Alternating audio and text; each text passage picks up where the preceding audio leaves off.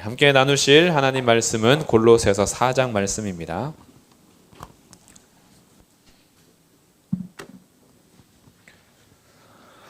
신약성경 327쪽 골로새서 4장 2절부터 6절까지 교독하겠습니다.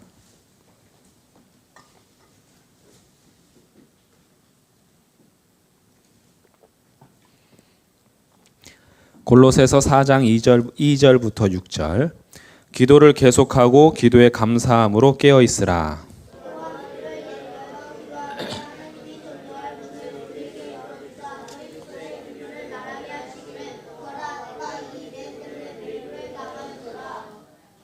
그리하면 내가 마땅히 할 말로써 이 비밀을 나타내리라.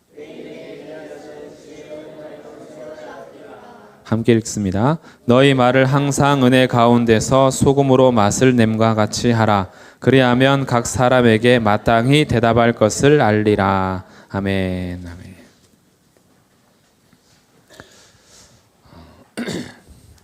네, 골로새서 말씀은 골로새 성도들에게 편지를 보내면서 그리스도 예수를 주로 받은 자들, 그렇다면 너희가 아래의 삶을 살지 말고 위의 것을 찾는 삶을 살아야 한다라는 것으로 말씀을 가르쳐주고 있어요.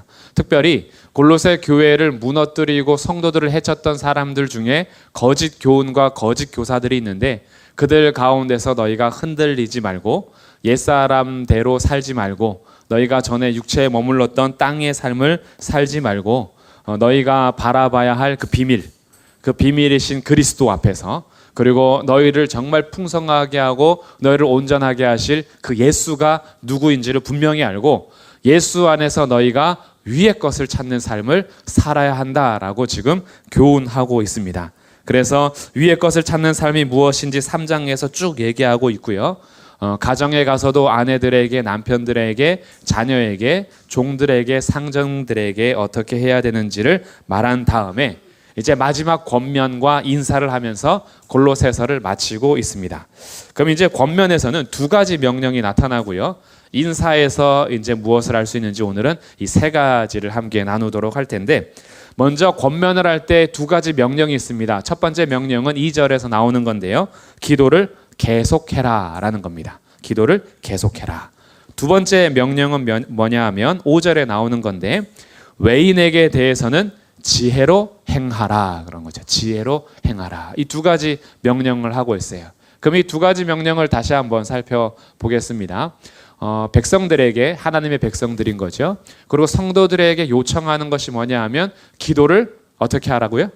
계속하라. 계속하라라는 것은 기도에 전념하라라는 거예요. 기도에 전념하는 것은 내 모든 생각을 하나님 앞에 맡기고 주님 앞에 내 모든 삶을 드리면서 살아가는 그 삶을 말하는 겁니다. 그렇기 때문에 이 기도는요, 습관이 되어야 하고 끈기가 필요해요. 기도가 될 때가 있지 뭐라고 하는 것은 굉장히 무책임한 성도의 삶인 거예요. 하나님께서 기도를 하게 하실 때가 있어요. 부으실 때가 있어요. 정말 자기의 자녀이기 때문에요, 어쩔 때는 우리의 감정까지도 주님께서 통치하셔서 무릎을 꿇게 만들 때가 있어요. 그리고 어쩔 때는 아버지만 불러도 눈물이 막 쏟아질 때가 있고요.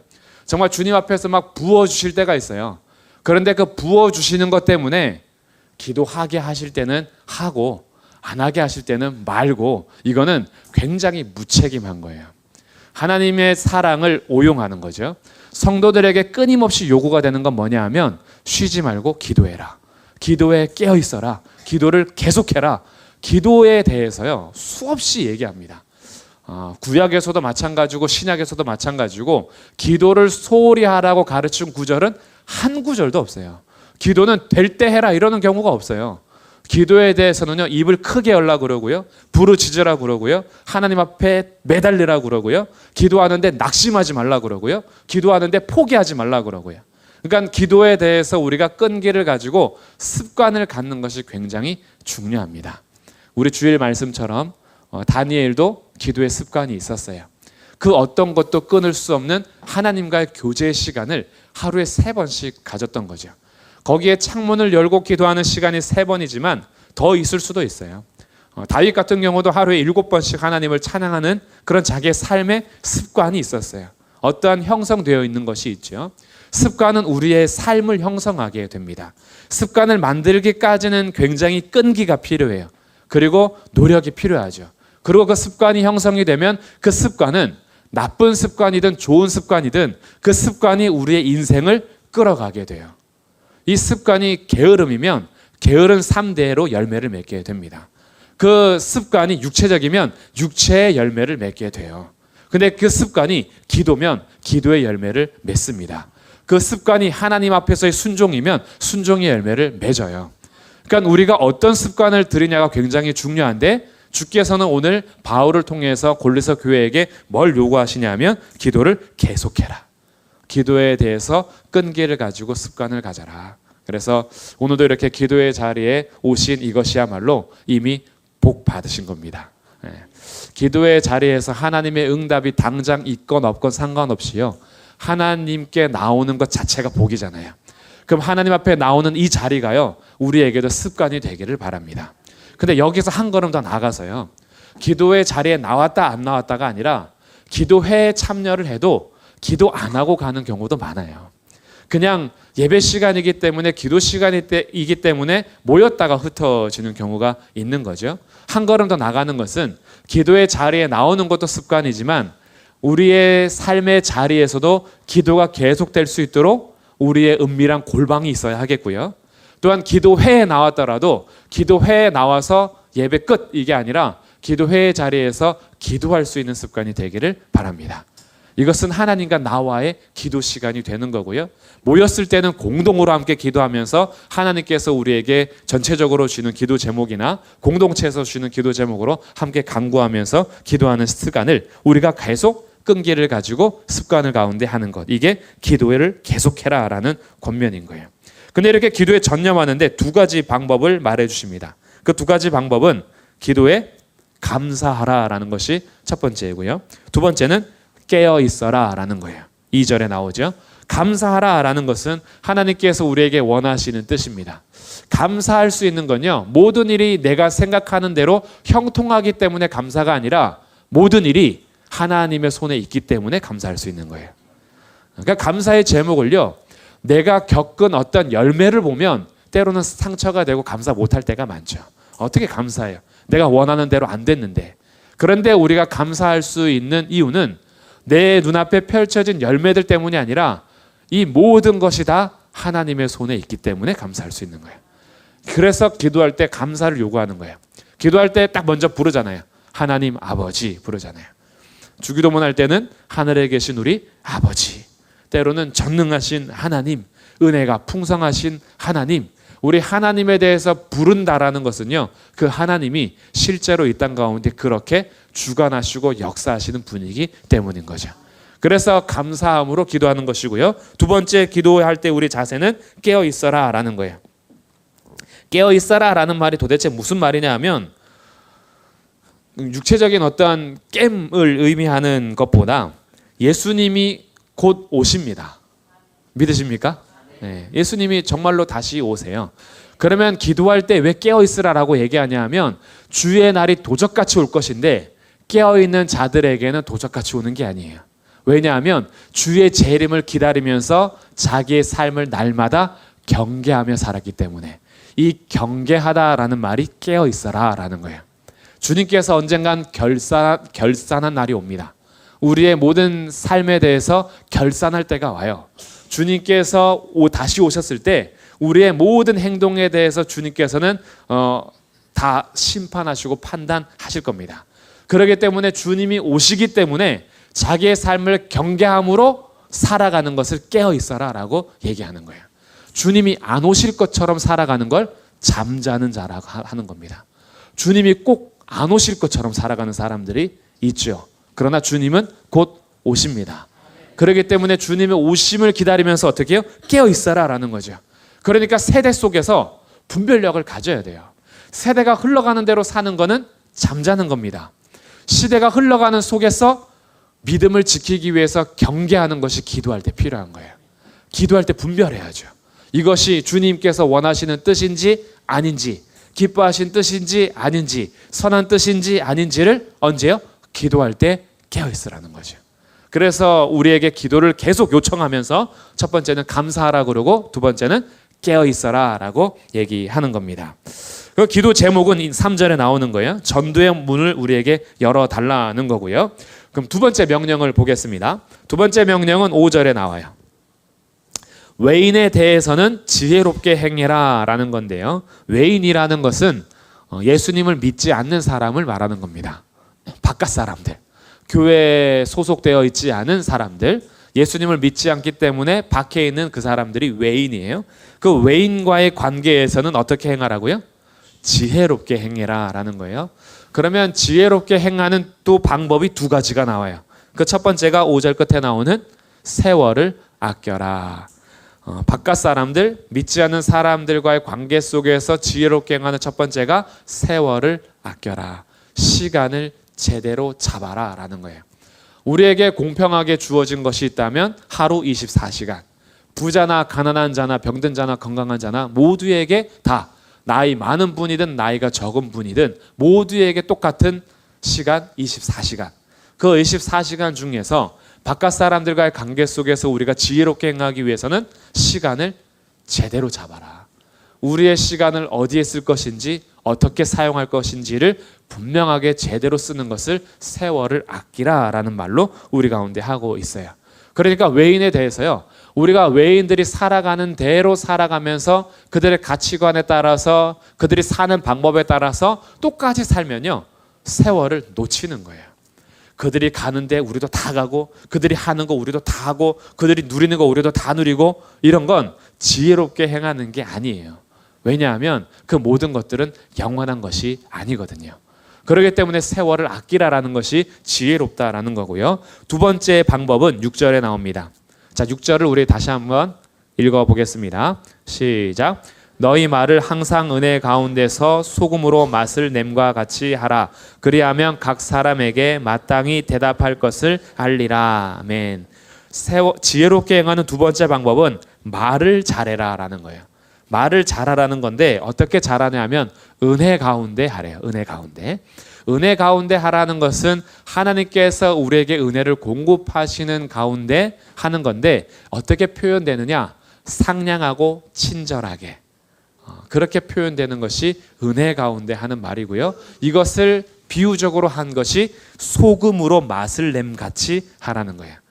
밍밍한 국물에 소금을 넣었을 때 맛이 기가 막히게 바뀌는 거죠. 소금이 맛을 내는 것처럼 너희가 말을 해야 된다. 너희들의 말이 하고 싶은 대로 다 하는 것 아니고 너희가 생각하는 대로 다 내뱉는 것이 아니라 너희들이 지혜롭게 행하기 위해서는 혀의 재갈을 물리고 말을 할 때 덕을 끼치는 말로서, 그들에게 따뜻한 말로서, 친절을 베푸는 말로서, 배려하는 말로서 너희들의 말에 대해서 외인과의 관계를 잘 해야 된다라는 것이 지혜롭게 행하는 방법이다라는 거예요. 그러면 왜 바울은요 골로새 교회 편지를 쓰면서 굳이 믿지 않는 바깥 사람들과의 관계까지도 얘기했을까? 이게 굉장히 중요한 부분입니다. 교회 공동체가 살아가야 할 방법인데 바울이 요구하는 것은 교회당 안에서만의 성도의 삶이 아니라 어디에 있든지 교회로서의 삶을 원하는 거예요. 너희는 예수를 주로 받은 자기 때문에 찬양하고 예배할 때만이 선한 말이 아니라 너희들의 모든 말과 너희들의 시간은 삶 속에서 다 예수를 주로 받은 자로 살아야 된다. 그래서 외인과의 관계에서도 지혜가 필요해라고 주님께서 바울을 통해서 알려주는 거예요. 특별히요, 지금 골로새 교회를 해치는 사람들이 거짓 교사다 보니까 진리 가운데 서기 위해서 진리의 전쟁을 할 때가 있어요. 그러다 보면요 사람들과 사람들 사이의 관계가 소원해질 때가 있습니다. 오늘날도 이런 비슷한 양상이 있어요. 신천지가 교회를 해치기 위해서 교회를 침투하다 보니까 교회에 그들이 와서 직접적으로 교회를 해치는 것도 피해인데 2차 피해가 있어요. 새로운 사람들이 다 별로 경계의 대상이 돼요. 뭔가 우르르 왔다 그러면 신천지 아니야? 저 경계해야 되는 거 아니야? 그러면서 우리 마음이요, 서로가 서로에 대해서 신뢰를 쌓아가고 지혜롭게 행하면서 세월을 아끼고 우리가 말을 고르게 하는 것이 아니라 날카로워져요. 서로가 서로에게 날카로워지는 거죠. 그러니까 밖에서 신천지가 하도 무료 성경 공부를 하니까 제가 어디 가서 무료 성경 공부를 하면 제가 꼭 신천지 된 느낌이에요. 카페에서 성경 공부를 한다던가 밖에 나가서 뭔가 성경 공부를 하려고 그러면 나도 신천지로 취급당하려나? 그러니까 이런 피해들이 있는 거죠. 그러니까 우리들이요, 뭔가 열심을 내도 이 기분이 안 좋고 열심을 안 내도 기분이 안 좋고 이런 피해들이 이제 2차, 3차 피해로 오는 거예요. 근데 지금 골로새 교회가 그럴 수가 있어요. 거짓 교사들에 대해서 경계를 하다 보니까 서로의 관계가 굉장히 소원해질 수가 있는 골로새 교인들에게, 아니야, 너희들이 예수를 주로 받은 자로서는 누구와 관계를 하든 간에 거짓 교사들은 너희가 내쳐야 하고 진리 안에서 너희가 분명히 선을 그어야 하지만, 그러나 믿지 않는 자들과의 관계마저 다 선을 그으란 얘기는 아니야.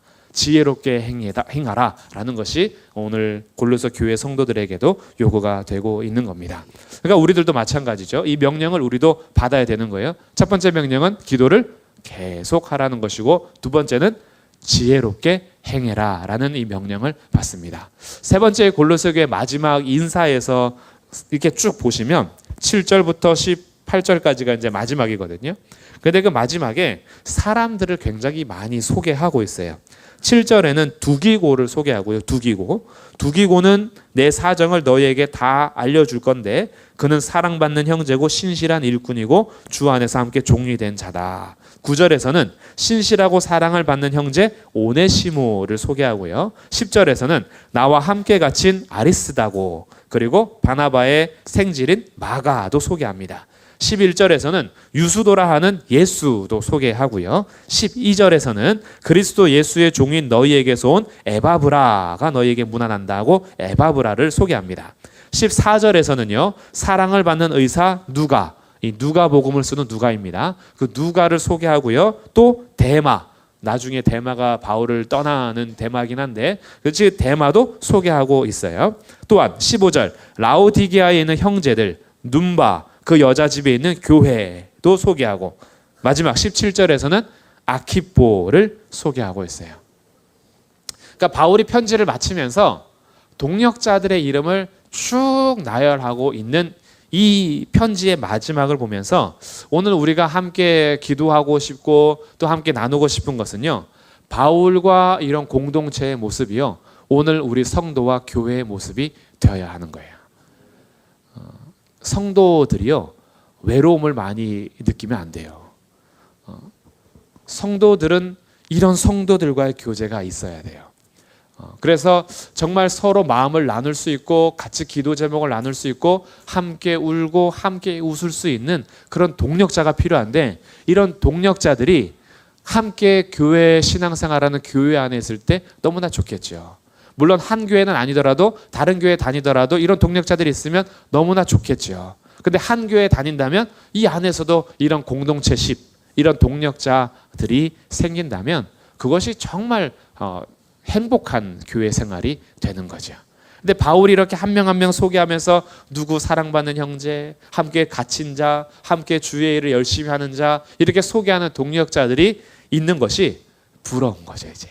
그리고 이 부러움은 부럽다 이게 아니라, 그래, 이게 오늘 우리 교회가 되어야지, 소망을 갖게 되는 겁니다. 그래서 이것이 우리의 기도 제목이 되면 좋겠어요. 하나님, 바울과 함께 했던 동력자들이 참 많은데 그들이 서로 붙잡아주고 넘어졌을 때 세워주고 어려울 때 기도해주고 기도 부탁할 수 있고 함께 걸어갈 수 있었던 동력자들이 된 것처럼 오늘 우리 교회가 한 몸 된 공동체로서 이런 동력자들이 되게 해주십시오. 이것이 우리 기도 제목이 된다면 우리의 신앙생활의 끝이 한 걸음 한 걸음 걸어가면서 얼마나 여러 가지 일을 만나요. 그때그때마다 우리가 서로 지치고 연약할 때 나도 누군가를 붙들어 줄 때가 있는가 하면 누군가 나를 붙들어 줄 때도 있겠죠. 그렇게 하면서 끝까지 함께 걸어가는 공동체가 오늘 우리 교회가